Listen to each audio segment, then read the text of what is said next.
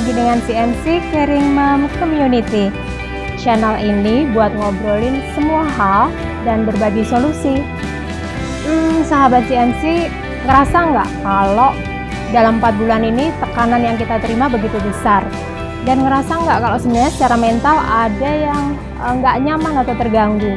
Misalnya kita jadi emosional, sensitif, susah fokus, bahkan kadang-kadang mau mikir apapun jadi serba salah. Tapi jangan khawatir, itu dialami oleh semua orang di Indonesia bahkan di dunia. Dan kita harus siap untuk bisa menyesuaikan diri dengan hal itu. Caranya gimana? Nah, kita mau ngobrol nih sama seseorang. Sahabatku ini super mom, putranya 2, tapi beliau hebat sekali, seorang dosen, praktisi psikologi, dan beliau ini adalah founder dari Bunda Cinta Parenting Center. Tahu kan? Apa kabar, Bun? Kabar baik, Mbak Apri. Alhamdulillah sehat. Seneng banget ngelihatnya. Saya juga seneng banget diundang untuk sahabat-sahabat CMC. Kelihatan bedanya yang nggak stres sama yang stres. Bener nggak sih, Bun, yang tadi aku bilang kalau aku ngerasa ada beban mental atau stres atau tekanan, terutama dalam masalah pandemi ini ya dalam waktu-waktu inilah. Bener nggak? Indikatornya apa tuh? Kira-kira yang stres ini Mbak Apri aja atau semua sahabat CMC di rumah lagi stres atau gimana ya? Setidaknya selama pandemi ini teman saya stres jadi banyak. Mungkin dulunya juga udah sering stres, tapi lalu sekarang karena ada musibah pandemi ini kita ngerasa kok stres kita jadi gampang meningkat. Gitu ya teman-teman ya. Oke, kita akan bahas sama-sama ya. Kita petakan dulu sebenarnya aku ini stresnya karena corona atau memang hanya jadi kambing hitam aja atau memang aku ini orangnya gampang stres. Itu ya sebenarnya. Stres itu sebenarnya timbul dari tumpukan-tumpukan masalah di diri kita yang merasa lalu kita tidak bisa selesaikan. Apa sih sebenarnya yang disebut dengan masalah itu? Masalah adalah sesuatu yang sebenarnya harapan kita begini, tapi kenyataannya begitu. Berarti terjadinya kesenjangan antara harapan dan kenyataan. Ketika masa pandemi ini memberikan kita banyak masalah, itu artinya lalu kita merasa numpuk gampang banget, jadi aku tuh stres. Harapannya bisnisnya lancar, tapi karena pandemi kok dikit-dikit jadi tersendat ya. Jadi kenyataannya ternyata ekonomi jadi macet dan lain sebagainya. Belum lagi yang urusan sosial, pendidikan gitu. Jadi solusi untuk bisa nggak stres menerima semua hal itu. Nah, yang pertama tadi satu kalimat yang saya senang adalah ketika Mbak Apri mengatakan bahwa tapi saya nggak sendirian kan begini. Temennya banyak. Nah, jadi artinya apa? Kesadaran bahwa musibah ini bukan hanya menimpa diri kita sendiri, tapi menimpa orang-orang di sekeliling kita, di seluruh Indonesia, bahkan di seluruh dunia. Artinya apa? Bahwa ini tuh berarti suatu masalah yang bukan karena kesalahanku sendiri. Berarti bukan cuma aku sendiri yang harus susah payah keluar dari masalah ini, tetapi kita banyak kok temannya. Bahkan mungkin orang-orang di sekeliling kita banyak yang lebih berat, yang lebih stres dibanding kita. Betul. Yang pertama kita pahami dulu Mbak Apri harusnya bahwa ini, saya sudah buatkan ini, bahwa yang namanya Corona, COVID-19 ini, atau apapun, kali ini kita tentang COVID-19, segala hal yang Tuhan berikan kepada kita itu senantiasa ada dua ini loh, satu paket. Selalu ada dua sisi. Ada dampak positifnya, ada dampak negatifnya. Nah, ketika kita sedang menghadapi ini, banyak orang yang hanya fokusnya tuh di sini. Dampak negatif ini yang lalu bikin kita itu jadi gampang banget stres. Kalau teman-teman sahabat CMC di rumah punya banyak waktu di rumah, saya minta tolong abis ini ambil selembar kertas kosong, ambil ballpoint atau spidol, kita petakan apa aja yang bikin aku stres. Apa aja sih kita ngelis gitu. Nah, supaya apa? Supaya nanti kita mau mengakui bahwa sebenarnya dalam masalah ini juga memberikan dampak positifnya. Coba saya tanya dikit deh ke Mbak Apri ya. Ngerasain apa aja sih yang nggak enak selama corona ini misalnya? Yang nggak enak, yang jelas ketika kita baca sosial media atau pemberitaan, semua hanya menakutkan, mengkhawatirkan dan lain sebagainya. Jadi gampang galau, panik gitu. Iya. Dampak positifnya sekarang saya tanya. Dampak positifnya saya jadi lebih mesra sama suami. Lebih sering kumpul keluarga. Deket sama anak-anak. Betul. Lebih suka masak. Ya kan? Lebih ada irit, waktu buat olahraga gitu mungkin ya. Betul. Gimana dengan sahabat CMC di rumah?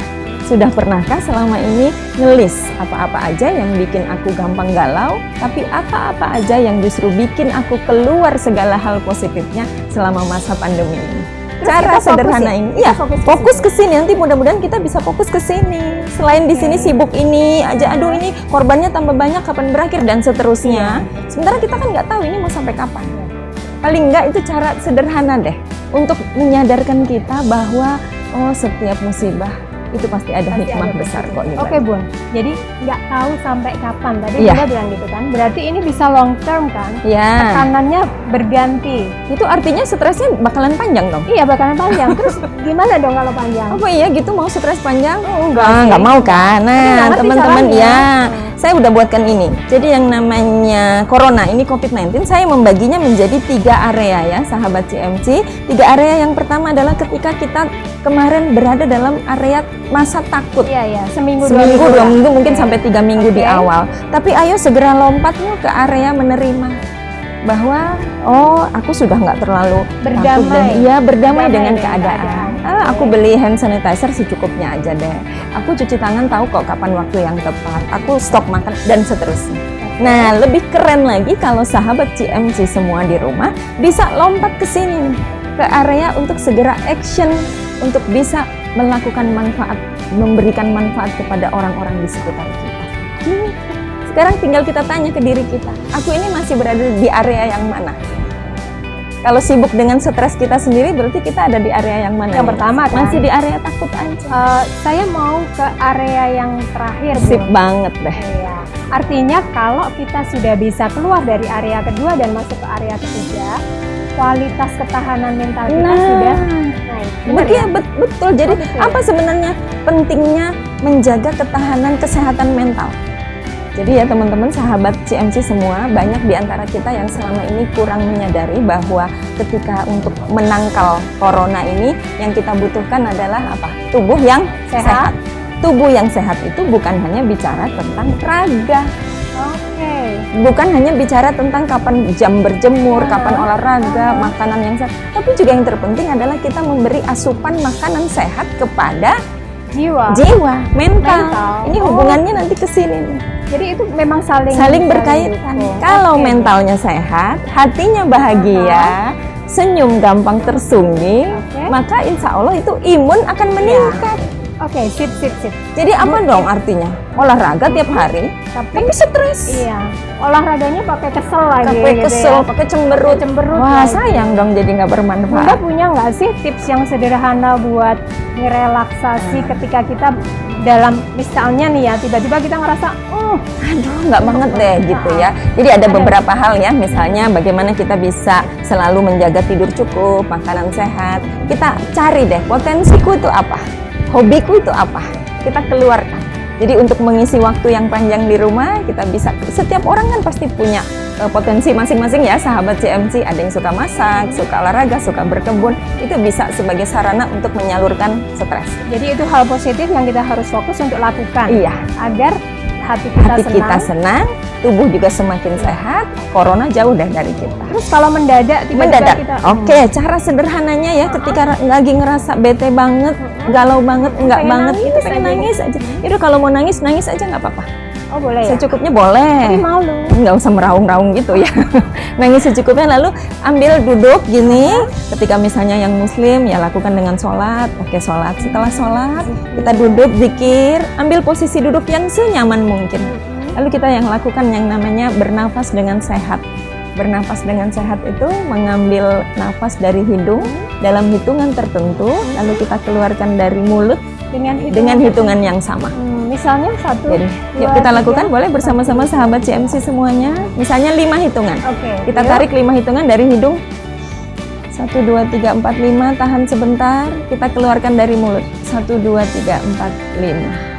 Nah, itu baru 1 kali ya.